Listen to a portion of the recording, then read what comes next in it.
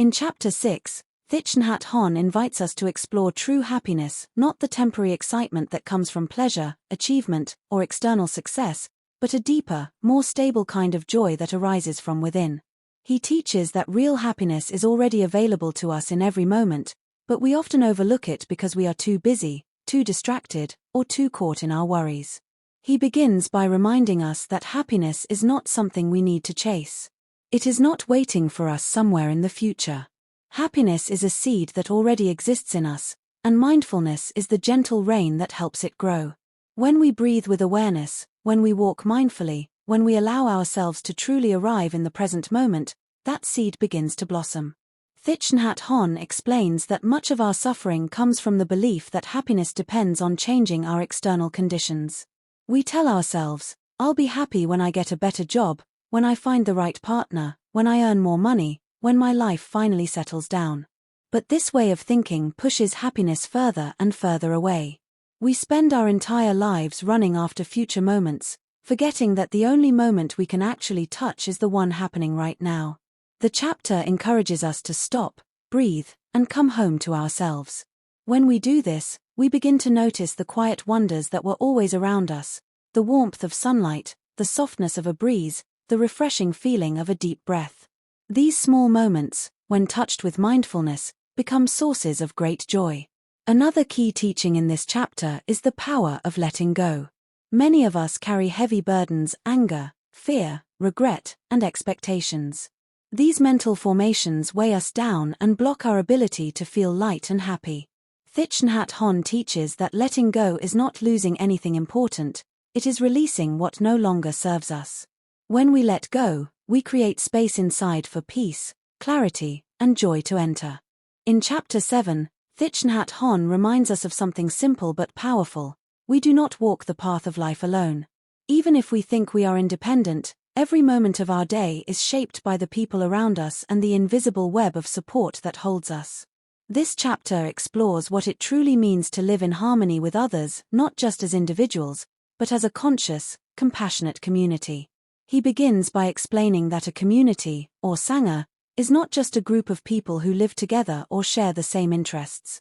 A real community is a collective energy of mindfulness, understanding, and love. When people practice presence together, breathing, walking, listening, they help each other become steady and peaceful. Just as one candle can light another without losing its own flame, one mindful person can inspire an entire group. Thich Nhat Hanh says that in modern society, many people feel lonely or disconnected. We may live in crowded cities, work in busy offices, or have thousands of online connections, yet still feel isolated. According to him, this loneliness comes from a lack of deep communication. We speak, but we do not listen. We live together, but we do not truly see one another. Community begins the moment we slow down and look with the eyes of compassion. A healthy community creates a safe space where each person can breathe, grow, and return to themselves. When someone is struggling, overwhelmed by anxiety, anger, or sadness, the collective energy of the group can hold them, just like a river holds a pebble. You don't need to fix the person or give advice. Simply being present, calm, and grounded already offers healing. The chapter also teaches a beautiful insight: the way we speak and listen can build or break a community. Mindful speech is not just about being kind, it is about being truthful, gentle, and constructive. Before we say something, we can pause and ask, will this create more peace? Will this bring understanding? Mindful listening is even more powerful. When we listen deeply, without judging or preparing a response, the other person feels seen and understood, and many emotional knots loosen naturally. Thich Nhat Hanh encourages us to practice simple community rituals. Eating together in silence. Walking slowly as a group. Sharing from the heart without interruption. Breathing together before difficult conversations. These small moments create a shared rhythm, like many hearts beating together. He also reminds us that a community is made of imperfect human beings, and conflicts will always arise. The goal is not to avoid conflict, but to approach it with mindfulness. When tension appears, we can return to our breath, relax the body, and speak with openness instead of blame. A mindful community sees conflict not as a threat, but as an opportunity to deepen understanding. Toward the end of the chapter, he explains that living in community does not mean losing your individuality. Instead, it allows your best qualities to grow because you are supported by others. Just like trees in a forest protect each other from storms and nourish each other through their roots, people flourish when they share their journey. Ultimately, Chapter 7 teaches us that community is a spiritual refuge. When we walk with others who practice mindfulness, we stay more stable, more joyful, and more free. A mindful community is like a garden. Each person is a unique flower, and together they create a place of beauty, healing, and peace. In the conclusion of The Art of Living, Thich Nhat Hanh brings together all the essential teachings of the book and reminds us of a simple truth: a beautiful life is built from beautiful moments of awareness. He explains that mindfulness is not a technique or a spiritual performance. It is a way of touching the miracle of being alive, right where we are, exactly as we are. He invites us to look back at our lives and notice how often we rush, worry, and run from one task to the next. In this endless race, we forget that life is happening in the present moment, not in yesterday or tomorrow. The conclusion encourages us to stop, breathe, and return home to ourselves, because every mindful breath has the power to bring peace, clarity, and freedom. Thich Nhat Hanh explains that the art of living is made of 7 deeply human arts: the art of listening, the art of breathing, the art of walking, the art of suffering, the art of loving, the art of dying, and the art of being present. When we practice these arts, even in small doses, we transform the way we see the world.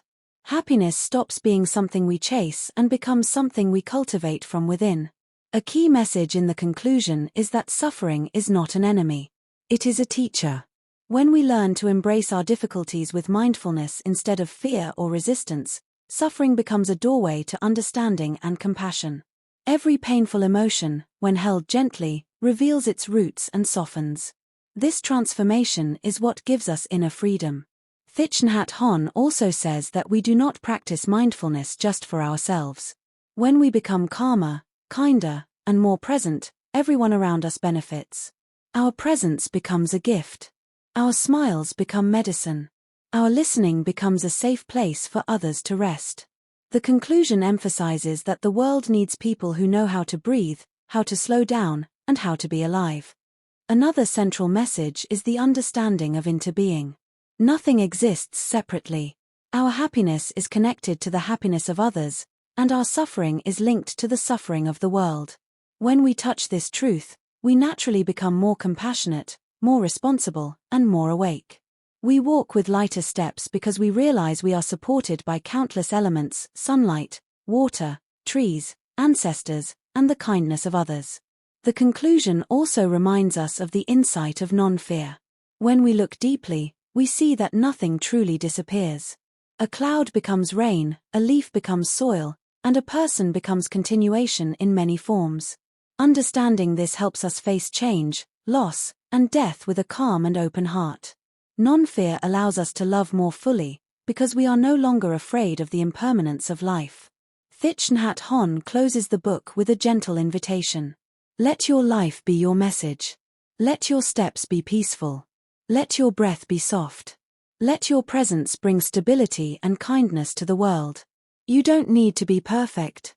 You only need to come back to yourself, again and again, with awareness. The art of living is not something we achieve once. It is something we practice every day, while walking, eating, speaking, resting, and even while suffering. When we train the mind to stay in the present moment, our life becomes deeper, more spacious, and more joyful. In the end, the conclusion tells us this: peace is possible. Freedom is possible. Joy is possible. And it all begins with one mindful breath.